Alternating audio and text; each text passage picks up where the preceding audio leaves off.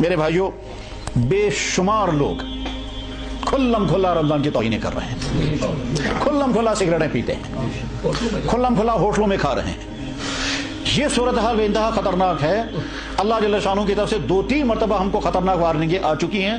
زلزلے کی وارننگ آئی، سیلاب کی وارننگ آئی، اور اگر اس میں سدھار نہ ہوا تو پھر اللہ حفاظت فرمائے آئندہ کو اور اس سے بڑی خطرناک وارننگ آ سکتی ہے۔ میں بہت دنوں سے سوچتا بھی رہتا تھا، پوچھتا بھی رہتا تھا کہ حرم میں امت کے لیے دعائیں ہوتی ہیں، مسجدوں میں دعائیں ہوتی ہیں، شب گزاریوں میں دعائیں ہوتی ہیں، نمازوں کے بعد دعائیں ہوتی ہیں، اللہ قبول کیوں نہیں فرماتے؟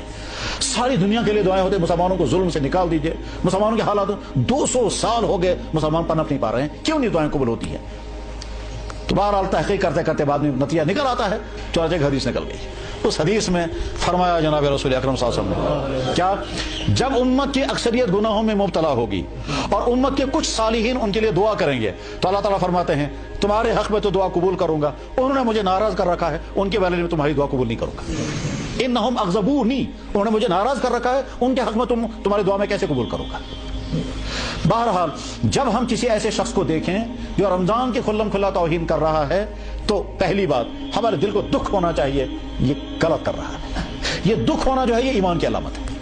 اگر دکھ نہیں ہوا تو خطرہ ہے کہ ہمارا ایمان بھی شاید ختم ہو چکا۔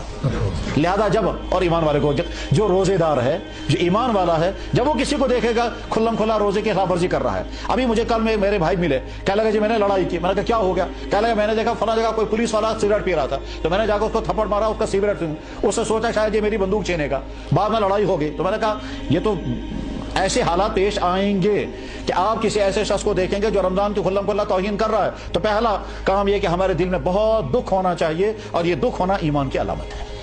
اس کے بعد پھر اگر ہم زبان کھولیں گے تو زبان کھولنے کے ہمارے سامنے 2 راستے ہیں، ایک یہ کہ اس کو ڈانٹیں، برا بلا کہیں، مارنے اٹھیں، وہ حق ہمیں نہیں ہے۔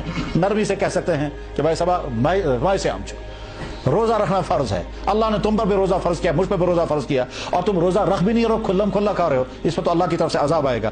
وہ وہاں سے کچھ بھی کہہ سکتا ہے، نیا کار پانی کہوں سکیا، اس سے کچھ بھی کہہ سکتا ہے، تو آپ اس وقت خاموشی کے ساتھ یہ کڑوی بات برداشت کر لیں، اللہ کے ہاں اس بات کے کہنے کا اجر ملے گا، لیکن اسے لڑنے کا حق نہیں ہے۔